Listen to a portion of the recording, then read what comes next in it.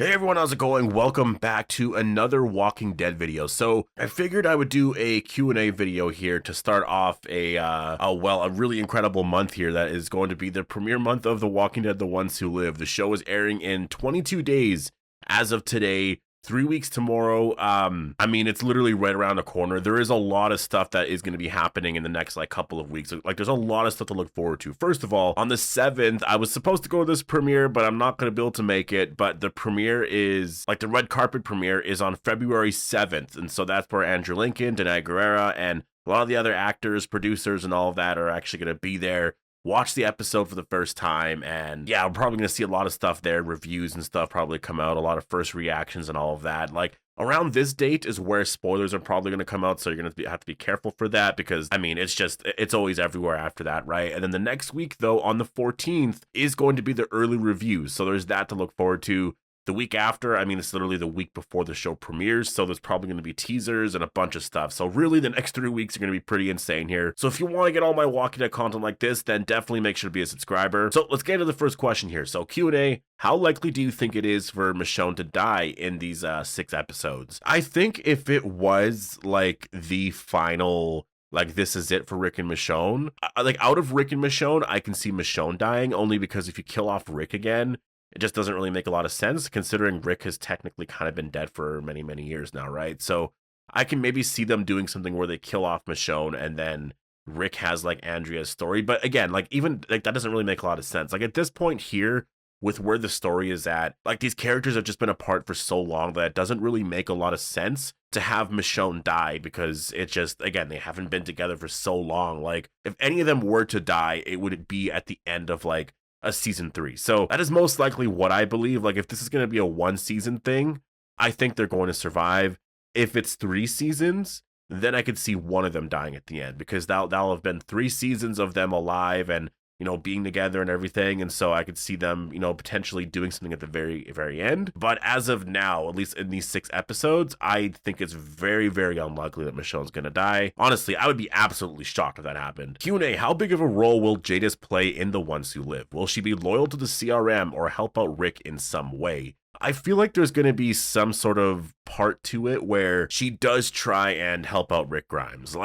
There's going to be a part to her story, I think, where she is trying to help out, but I don't know. It really depends because there is certain things that I've seen, certain things that I know that I'm just I don't know how some of that is going to play out and how much context that really gives to the story, considering just what we've seen in the trailer. So as of now, I think we're going to see some parts to that, but I think overall she's going to be more loyal to herself. And I think that is going to mean being more loyal to the Civic Republic military because I think she has the best chances to succeed in her life and to get as much power as she can if she sticks with them. And I think that's going to end up being the wrong choice in the end because I do think Rick and Michonne are going to win. But I think that's the character that Jadis is, right? She's just for herself, right? So, I mean, we've seen that since season 7. That's just always been the thing with that character. So I could see her dying at some point. I don't know if it'll be in this first season or if this is the only season. I don't know. But I see her dying at some point for sure. Q&A, do you think Rick will join the CRM because that's going to be his best chance to get back home or to get his family ticket, I guess, to the Civic Republic military? Oh, so getting his family to join the CRM. Yeah, I mean, we've already seen in the trailer for sure that he is going to be joining the Civic Republic military, and it most likely is because he is trying to get back home. I think he thinks that it's probably his best chance. That's one of the things that I'm kind of curious about. Why is he doing that? Because you would have thought that Rick would have just fought back, and who knows? Maybe Rick could have fought back, and maybe we'll see that in the first episode, right? Maybe we'll see Rick fight back so much because he doesn't want to stay there, but the Civic Republic military just breaks him down entirely, to the point where he's if I keep doing this, I'm going to die and I might actually end up getting some of my family killed. So I just have to listen to them and I'm forced to become a Pacific Republic military soldier, So I think that's why Rick does eventually join the CRM is because he's sort of forced to. And I think he thinks that if he goes along with everything, eventually everything will be okay.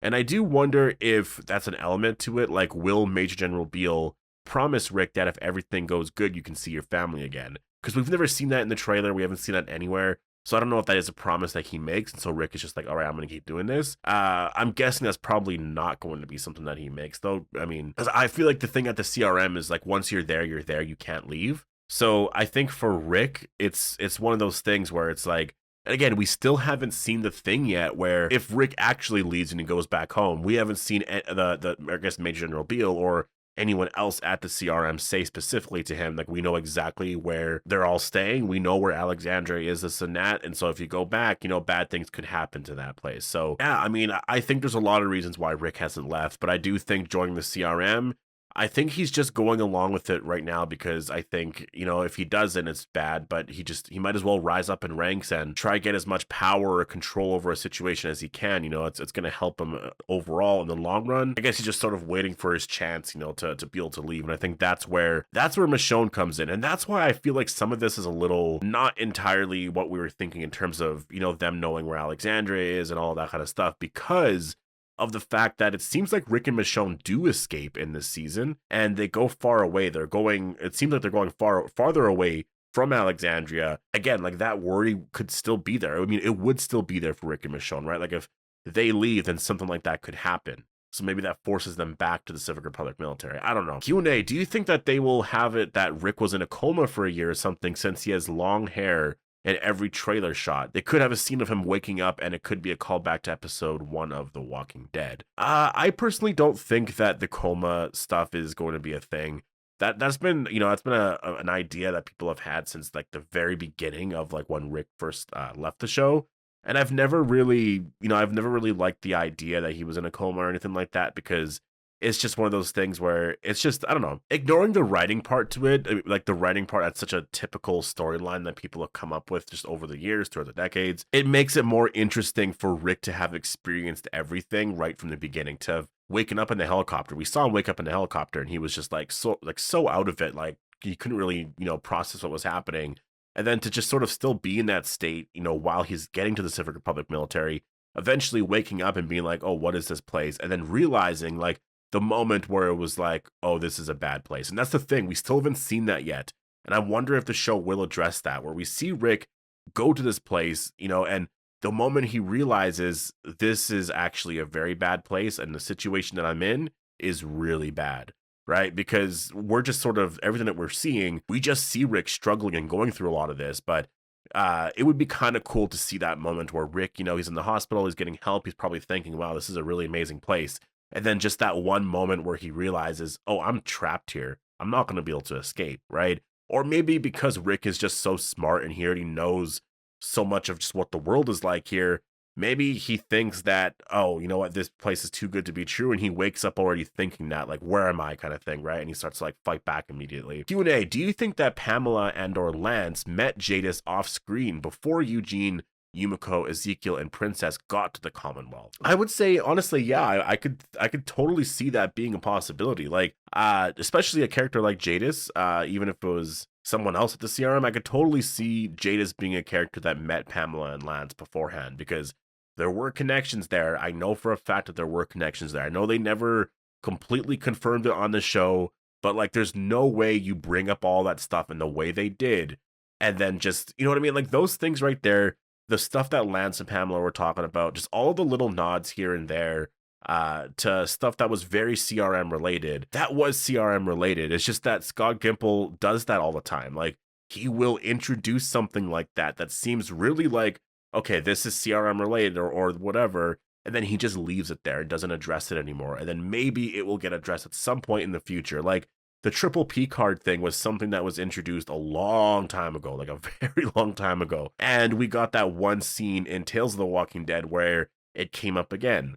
And it seems to be a connection with the Civic Republic or with potentially, or I guess Madame Genet's group, right? Like there seems to be a connection there, but it's just, are we ever going to get that actual confirmation? I don't know. Like with Scott Gimple, it just kind of seems like everything is always cryptic, and sometimes there's confirmation, but a lot of the times these things just kind of just go away. Like I will say, Michonne seems to find Rick without finding that green bottle, right? Like that green bottle that Rick threw into the water or whatever. I don't think Michonne's going to find that. It seems like she's going to find Rick without that. So who's going to find that green bottle? Again, like that could be something that is totally ignored for a long time, unless there's like a season 2 or 3 and then we see Morgan find the bottle, right? Like maybe that's the cliffhanger to the first season, is Morgan finding that green bottle. Like, it's going to be something like that in my opinion. But yes, to answer your question, I do think that there was a good chance for sure that they met Jadis off screen. Q&A, I don't know if it's true, but there's a rumor that the trailer where one chopper is flying to, I guess, the burning city is the Commonwealth from the night when they blew up the walkers in the Walking Dead finale. If that's true, what do you think about that? I personally don't believe that that's a thing. I think that's insane. Like, you would have to basically, like, you'd be killing off so many characters, and then you're bringing the Commonwealth into the whole thing here. I don't think that's even a strong possibility at all. Like, maybe if you're going to be ending something in the future, like in season 2 or 3, you do something like that, but I don't think so. I think that's just like another city or something like that. I think that's going to be more of a flashback scene. Yeah, personally, I don't think that's the Commonwealth at all. Q&A, do you think the picture of Rick looking up at the 2 CRM characters in the background is Rick first seeing the CRM? Is it possible that it's an episode 1 thing of him walking around the CRM and being shocked with what he's seeing? I mean, I think that's an episode 1 thing for sure. I don't know if it's like the first time of him just sort of seeing everything, just because of, I mean, that one shot you're talking about anyways, at least if that's what I think you're talking about. You know, he has his jacket on and everything, and I think at first Rick isn't going to be doing any of that, so I personally don't think he's going to necessarily be shocked at the whole thing. I think, I mean, there might be an element to it where when he's walking around, he's just still thinking, like, I can't believe a place like this still exists. Like, I feel like no matter what, that's not going to go away for a while, right? Like, that's going to be sitting with you for quite a while, because you're just going to keep looking around like, how is this normal life and all that, right? And you're going to be questioning so much because you get to stay there. And like, again, as a father, you're going to be thinking immediately, like, I get to be in a safe place like this, but my children aren't, or I guess child, because he doesn't know that RJ exists yet. So he's probably thinking like, I want my family here, right? Like, I want Michonne and Judith to be here. But I mean, this place could be a really bad place. And that's the thing. That could be why Rick doesn't want to leave. He could have found this place and is like, this is a really incredible place. We need better leaders here. And so maybe that's what his overall goal is not to leave the Civic Republic military. It's to create better leadership there, maybe become the leader himself so that his family can actually, you know, become a part of the Civic Republic and live a very safe and amazing life, right? Q&A, do you think that Rick escapes to tell everyone about the plan that Jadis tells Huck to wipe out the world with the gas? And what do you think the next plan that Beal has after the plan was ruined? And what do you think will happen to the group that went to Portland at the end of World Beyond? Well, I think the whole thing with wiping out the world or whatever with that, I think that was more just Portland, I believe. I could be wrong, but I'm pretty sure that's what that was. I don't know what the overall plan is with Beal and the Civic Republic military.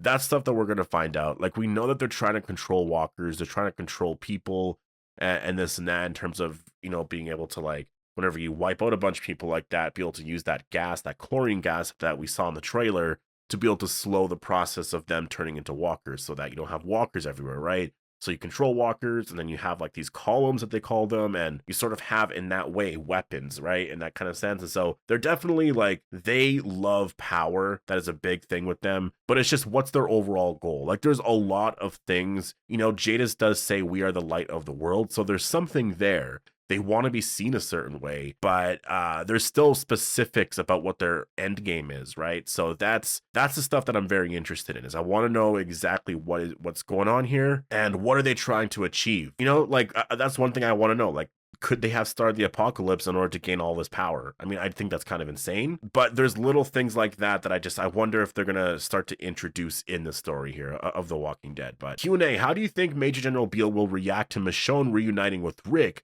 And when it happens, what if Rick is on a mission with other CRM members? How would they react if so? I mean, I don't know how they would react because I don't know I don't know who that would be. I mean, they might just be like, oh, good job, or this and that, or maybe they're mad about it or something. I have no idea. In terms of how I think Major General Beal, will react to that, he'll probably be pretty upset about that, I imagine, because that's giving Rick more hope that he can leave, kind of thing, right? So I think he'll be pretty upset about that, because I think at the CRM, you're not supposed to have any sort of connections and all that at all. Like, it really seems like you just work for the military and that is it, right? Because I believe that was the whole thing with Isabel and Althea, right? Like, Isabel, if she were to bring Althea to the CRM, like, Althea is dead right away, and Isabel's probably going to be dead too, right? So I think that, you know, if Major General Beal finds out that Rick is with Michonne, that's going to be really bad. Though I will say it's really interesting with Rick, because I just don't think Major General Beal wants to kill him, right? So that's been the whole thing here with this show, and like with why Rick is there is like, what is so special about him, right? Like there is something so special about Rick that, I mean, it's the reason why Jadis got a lot of power, you know, to rise in ranks at the CRM. So there's just something that Beal finds so valuable in Rick that I'm really interested in. I mean, we see the characters talking a lot, like there's something there, right? Q&A, do you think that maybe Rick just damaged his hand from burning walkers? So just when we see that he's doing his walker killing job, his hand is just in a fist and it's wrapped, so he wouldn't damage it more. I feel like that would be possible, I guess.